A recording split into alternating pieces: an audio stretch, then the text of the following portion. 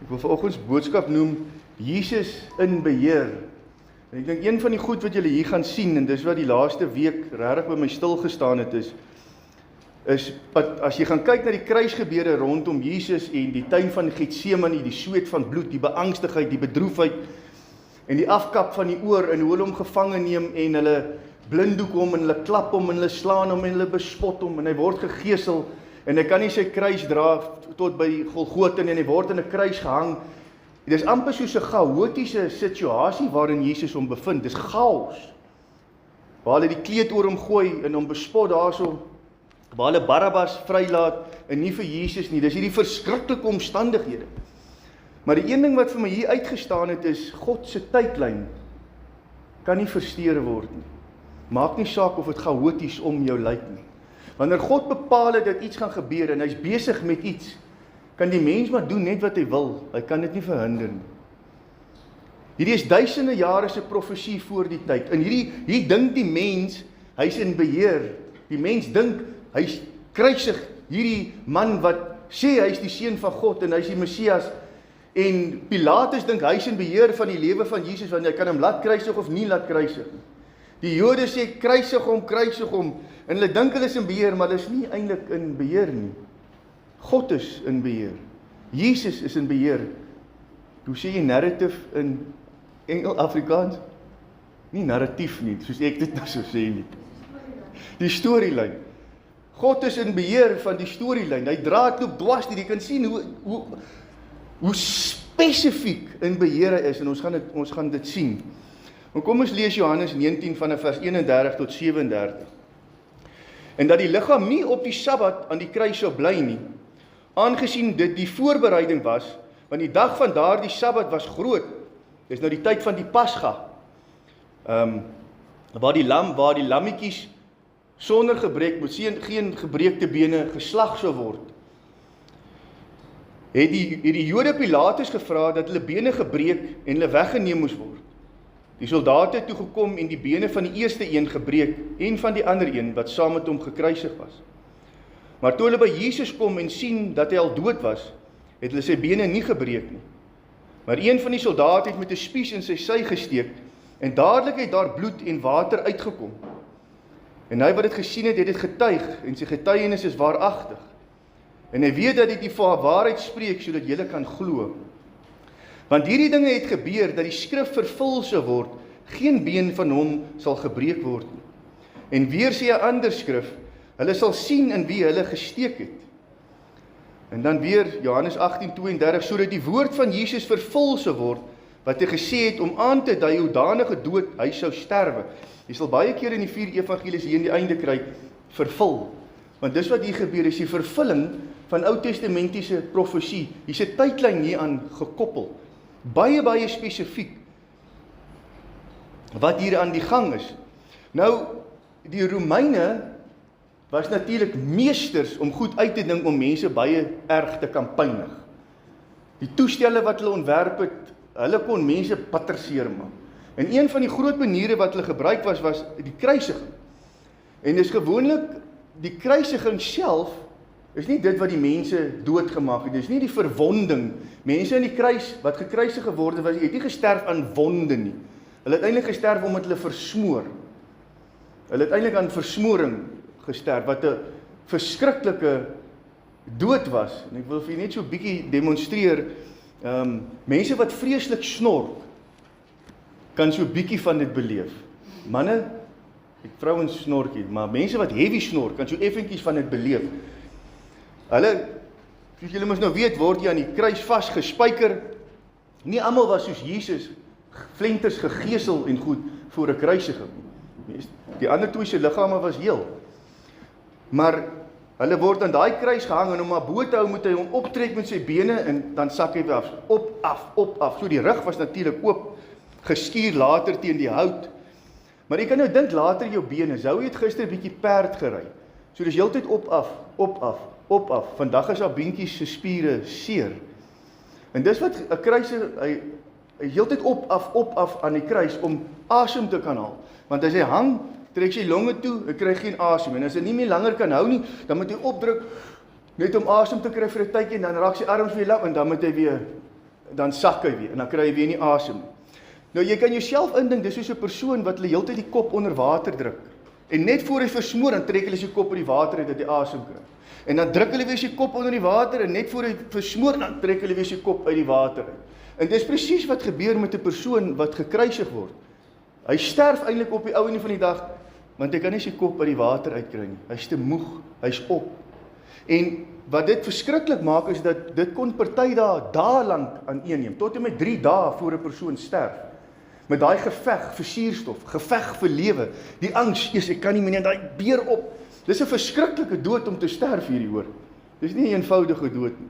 Nou ek beleef baie maar ek slaap met 'n masjien, dat ek nie my snorkie, dat nie kan lekker kan slaap, soos vars vir die skool en so, anders is rase ou. Maar dit is 'n verskriklike dood om te sterf. En hier sien ons dat die Jode het vir Pilatus gevra dat hulle bene gebreek word, want dit was 'n baie spesifieke Sabbat, dit was die tyd van die Pasga, en hulle wou nie hê dat die liggaam van Jesus aan die kruis moet hang op die Sabbat nie. En daarom wil hulle hierdie liggaam afhaal. Maar nou wil ek net gou vir u, hierdie is die mens wat nou wil intree, maar God laat nie toe dat dit wat moet gebeur gestop word nie. Want selfs hier probeer die Jode in beheer wees van die tydlyn, maar hulle kry dit ook nie reg nie. En toe kom die soldate, en soos jy weet, kom hulle en hulle breek die eerste een se bene, want hulle sien hy is nog lewendig, breek sy bene, want as sy bene gebreek is, kan hy nie opstoot vir suurstof nie, so hy gaan, as hulle sy bene breek, gaan hy versmoor en sterf. Hulle gaan na die tweede ene toe, breek sy bene, en hy gaan sterf. Toe hulle by Jesus kom, toe sê hulle maar, hulle het gesien dat hy reeds dood is, en hulle het nie sy bene gebreek nie. En hulle het 'n spies in sy sy gesteek. En daar is 'n goeie rede hoekom hulle die bene van Jesus nie gebreek het nie, want hy was die lam sonder gebrek. Dis nogals ongelooflik, as jy kyk, dit op die oppervlak klink dit na niks. Maar as jy eintlik dieper kyk, sien jy die goddelike beheer wat hier is. Die goddelike tydlyn. As dit van die Jode afgehang het, as dit 'n bietjie vroeër was Jesus dalk nog aan die lewe. Maar Jesus weet presies, en hy is presies in die tydlyn van God se beheer in elke liewe stap. Jesus sterf voor hulle sy bene kon breek, want Jesus is selfs in beheer van sy dood. Nie die mens nie. Ons sê altyd die Jode het Jesus doodgemaak. Die Jode het nie Jesus doodgemaak. Jesus het self sy lewe neergelê. Niemand het hom doodgemaak. Dis wat die woord sê. Dit sê hierso, Johannes 10 vers 18, niemand neem dit van my af nie, maar ek lê dit uit myself af. Ek het mag om dit af te lê, en ek het mag om dit weer te neem. Hierdie gebod het ek van my Vader ontvang. Die Jode het nie Jesus doodgemaak, jy hoor. Jesus het sy eie lewe neergelê. En hy het ook bepaal wanneer hy dit sou neerlê, en dis voor sy bene gebreek is. Want dit is baie spesifiek in die tydlyn van God. Hy weet presies in watter tyd moet hy sy laaste asem uitblaas, want hy weet die Jode gaan kom. Maar die mens is nie in beheer van die storielyn. Jesus is in beheer van die storielyn. Alles wat hier gebeur is vervulling van profesie. Duisende jare se profesie. En hier's chaos om Jesus aan die gang. En die mens dink hy's in beheer hier, maar hy's nie in die beheer hier nie. Hy's nie eers in die beheer van wanneer Jesus sy laaste asem uitblaas. Jesus is in beheer daarvan. Want hy is die lam sonder gebrek. Dis nogals baie interessant dat Jesus het Jerusalem ingekom op die 10de van Nisan. Dis in die spesifieke dag wanneer hulle die lammetjies ingebring het om hulle te ondersoek vir gebrek. Dis toe Jesus Jerusalem inkom, 10de van Nisan. Die lam sonder gebrek, hy gaan nou ondersoek word. En hy word ondersoek, maar weet jy wat in hom kan daar geen fout gevind word nie. Dis selfs wat Pilatus gesê het. Pilatus het hom ondersoek vir fout. Op die 10de van Nisan. Toe die fisiese lammetjies ingebring is, hulle word ondersoek vir fout, want dit moet perfekte lammetjie wees om geoffer te word op die Pasga. Hier kom Jesus en hy word ondersoek deur Pilatus, en Pilatus sê, maar ek vind geen fout in hom nie. Hy het hom ondersoek, maar hy kon nie fout vind nie. Want hy was 'n lammetjie sonder gebrek, korrek vir die offer. Dis nogals, die tweede een is, Jesus word gekruisig. Hy word in die kruis vasgenaal op die 14de van Nisan. Op die spesifieke dag, 14de van Nisan, moes die lammetjie geslag word voor sonsondergang. Dis die presiese dag wat Jesus gekruisig word. Hy word geslag, want hy is die lam van God. Die mens dink hy is in beheer, maar die mens is nie in beheer nie. Jesus is in beheer. Hy weet presies wanneer om Jerusalem in te loop. Toe hy daarvan Getsemane af opstaan, toe sê hy, my uur het aangebreek. Ons kan maar gaan, want die tyd is reg. God se storielyn begin nou. 10de van Nisan, hy gaan in. Hy word ondersoek, vind nie foute nie. Hy is reg om geslag te word. En daarom moet hy ook voor sonsondergang van hy kruis afkom. Want hy lammetjie moet geëet word. Jesus baie spesifiek in die tydlyn van die Vader en in die tydlyn van profesie en in die tydlyn van skaduwees wat rakende van hom spreek. Jesus volkome in beheer. Die ander mooi gedeelte hierso is dat sy bene nie gebreek was nie, want gebreekte bene in die Ou Testament praat van veroordeling en vervloeking.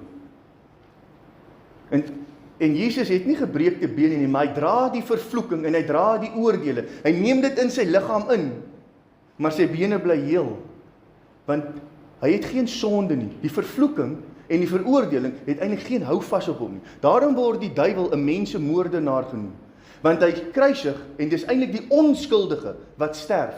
Daarom word hy 'n mensemoordenaar genoem. Jesus het die volle vloek van die wet gedra. Hy het 'n vervloekte vir ons geword, maar hy was die perfekte lam en daarom kon die dood ook op hom geen houvas hê nie, want hy het geen sonde nie, hy het geen gebrek nie. Hy neem dit in, maar dit kan hom nie hou nie. Dit neem hom in, maar dit kan hom nie breek nie, want hy is sondeloos, hy is perfek. Die lam van God, wat die sondes van die totale mensdom wegneem. Dis nogals pragtig wat die woorde hier sê in Sagaria. Ek wil dit gou vir julle lees. Die tweede beeld wat hier na vore kom. Ek gaan nie baie lank praat vanoggend nie. Sagaria 12 vers 10. Sal word baie oor Jesus gepraat, sê, maar oor die huis van Dawid en oor die inwoners van Jerusalem sal ek uitgee die gees van genade en smeking en hulle sal opsien na my vir wie hulle deurboor het. Hoofstuk 12 eindig, jy gaan na 'n paar verse praat dit oor Jesus, die een wat sou kom, die Messias. En dan 13 vers 1 gaan aan. Nou in die manuskripte is daar nie hoofstukke en verse nie. Dis eintlik een perikoop. Dan gaan vers 13 vers 1 aan. En dis vir my so mooi. In die dag sal daar 'n geopende fontein wees vir die huis van Dawid en vir die inwoners van Jerusalem teen sonde en onreinheid. Waar is daai fontein? Wat doen hulle met sy? Wat skiet daar uit? Water en bloed. En in daardie dag sal daar 'n fontein wees vir die huis van Dawid en vir die inwoners van Jerusalem teen sonde en onreinheid. Dis die teken van wat hulle in sy insteek en wat kom uit? Bloed en water. Die bloed spreek van vergifnis vir sondes, die wegneem van die sondes, en die water spreek van hy maak skoon en rein. Dis die profetiese teken van hulle steek hom in die sy. Die water en bloed kom uit. Dit praat van, hy is die lam van God wat die sondes van die hele mensdom wegneem. Hy is die een wat ons kom reinig en skoon maak. Elke liewe ding wat hier gebeur, hulle dink hulle toets maar net sy, maar nie toets van sy nie, is die vervulling van profesie. Dis God wat spreek self weer tekens aan die kruis. Die nie gebeekte breene spreek. Die wond aan die sy wat daar uitkom spreek. Dis God wat praat, heeltyd. Heeltyd, die mens dink hy is 'n beer, maar God spreek. Selfs toe Jesus daar uitkom met die kleed oor hom en Pilatus sê, ek meen, toe Pilatus hom, dink net gou, as jy hierdie fisiese goed gaan lees, en gaan 'n bietjie hier oor en bedink dit. Hoe God praat. Wat die mens nie altyd klik, dis eintlik God wat praat nie, hy spreek. Want hy is ten volle in beheer. Selfs deur die mense spreek hy. Pilatus ondersoek hom, ek vind geen fout om nie. Wie is Pilatus? Hy is eintlik die een wat die lammetjie ondersoek, is God wat spreek. Ek vind geen gebrek in hierdie lam nie. Hier kom Pilatus, na Jesus gegeesel is, met die kleed om en hy spreek, en hy bring hom voor die mense uit, en hy sê, aanskou die mens. Hy weet nie wat hy daar doen, hy dink hy is in beheer, maar dis God wat spreek, en hy sê vir die mens, kyk hoe lyk die mens in sy sondige, ongeregverdige toestand, hy is stikkend en gebroken, is God wat spreek, deur fisiese teken. Die bene bly heel, dit is God wat spreek, dis die lam sonder gebrek. Steek in die sy en bloed en water kom, dit is die fontein wat vloei, wat sonde vergewe en wat skoon maak. Die ander een waarvan dit spreek is, God praat heeltyd deur hierdie tydlyn. Gaan lees dit bietjie. En raak bietjie stil daarby en hoor sy stem. Die ander mooi ding waarvan hier spreek is, hoor net gou die mooi bewoording hierso. Waar is hierso sy? En in die dag sal daar 'n geopende fontein wees vir die huis van die Dawid en vir die inwoners van Jerusalem teen sonde en onreinheid. En dan die ander gedeelte, maar oor die huis van Dawid en oor die inwoners van Jerusalem sal ek uitgiet die gees van genade en smeking, en hulle sal opsien na my vir wie hulle deurboor het. Hierso gebeur twee goed. Dit praat van, hy gaan sy gees uitgiet, en die fontein, gaan 'n fontein wees vir die huis van Dawid. Sê gou vir my, waar het Eva uitgekom? Uit die sy van Adam. Waar steek hy hom in? In sy sy. Dit is 'n profetiese teken dat Jesus gee geboorte aan iets nuuts. En ek sal my gees uitgiet oor die huis van Dawid. En ek spreek van daai fontein, want daai fontein spreek van, ek vorm nou my bruid. Ek gee geboorte aan my Eva, my bruid, uit die sy van Jesus. Sien, lank hierna sal die gees uitgegiet word op die huis van Dawid, en die kerk word gebore, die bruid van Jesus staan op, en hy giet sy gees oor hulle uit, hy gee hulle nuwe lewe, dit is sy bruid, het spreek van die geboorte van sy bruid, ek kom uit sy sy uit, sy het sy sy gehaal, soos uit die sy van Adam. Hier gebeur niks, net per abuis nie, dis God wat spreek, hy sit ten volle in beheer, en weet jy, baie maal in ons eie lewens, kan goed chaoties lyk, en het lyk of alle dinge in beheer is, maar ons het nie beheer nie. Maar weet jy wat, baie maal is God in jou chaos in beheer, en hy is eintlik besig om jou op 'n plek te kry in sy tydlyn, in sy tyd, op sy manier, in maniere wat hy spreek, wat jy baie maal mis, want jy verwag nie, hy gaan deur Pilatus spreek nie, jy verwag nie, jy sal nooit in jou lewe verwag het, Pilatus sal die een wees wat die perfekte lam ondersoek om te kyk of hy sonder fout is nie. Wie sou dit uitgedink het? Dat God Pilatus sou kies om Jesus te ondersoek. Maar ons mis baie maal sy stem in chaotiese situasies waardeur hy spreek en spreek en spreek. Maar ons verwag nie altyd die maniere hoe hy gaan spreek is anders as wat een ek baie maal dink, en dan mis ons wanneer hy praat. Maar selfs in jou chaos wat om jou lewe aan die gang is, bly God in beheer. Dit maak nie altyd sin vir jou as mens en jou menslike verstand oor hoe God dinge doen en baie maal hoe hy kies en deur wie hy kies om te praat nie. Moenie dink God kan nie deur ongereddes praat nie, hoor. Hy gebruik selfs die duiwel om sy werk te doen en om sy wil te laat geskied. God is heeltyd in beheer. Dis hoekom toe Jesus op die bootjie gelê het in daai storm, het Jesus geslaap. Hoekom het hy geslaap? Want hy het geweet, God is in beheer. Sy werk is nog nie voltooi nie, hy kan nie sink nie. En die disippels saam met hom ook nie. As hulle waaragtig geglo het en wie hy is en wat hy kom doen het, sou hulle nie gestres het oor die storm. Hulle vra toe die storm stil maak, wat se mens is die? Wat se mens is die? Dat selfs die winde en die brandes vir hom luister.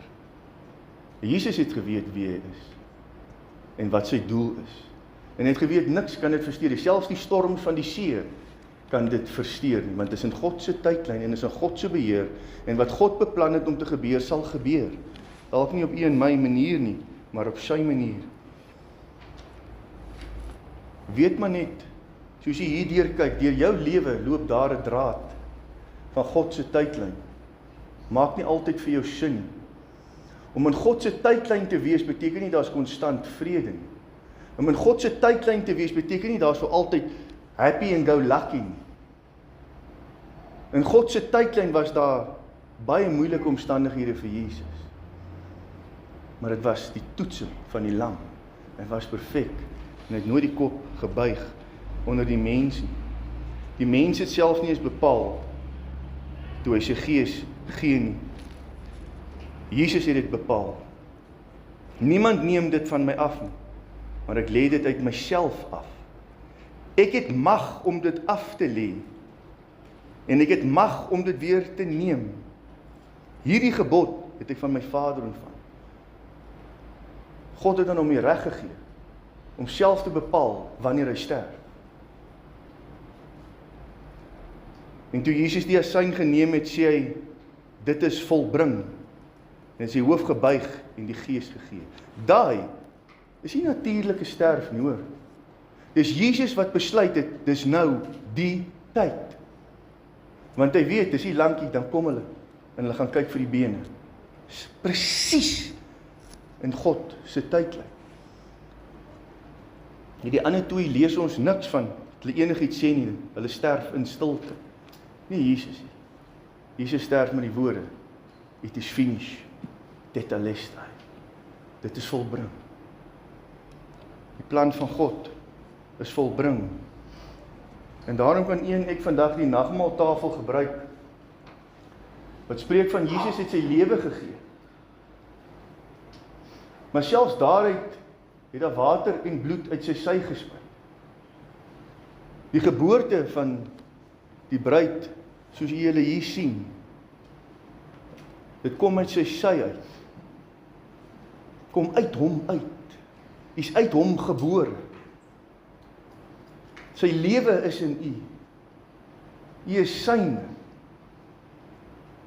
En as ons vandag die nagmaaltafel gebruik, mag dit in die gedagtes maal, jy sy bruid. En hy het gekom om jou van sonde te vergewe. En hy het gekom om jou te reinig en skoon te was van alle ongeregtigheid. In jou posisie voor God die Vader en in jou posisie as bruid voor die seun en die bruidegom, is jy skoon en rein. Maar mag dit selfs in God se tydlyn, soos wat hy dinge in jou lewe doen, dit in die kondisie begin plaasvind. Dat dit wat van jou waar is in jou posisie, dat dit sal waar word van jou kondisie, dat die twee dieselfde kan lyk. En die nagmaaltafel spreek van vergifnis en nuwe lewe. Johnny, kan jy agter die sjaal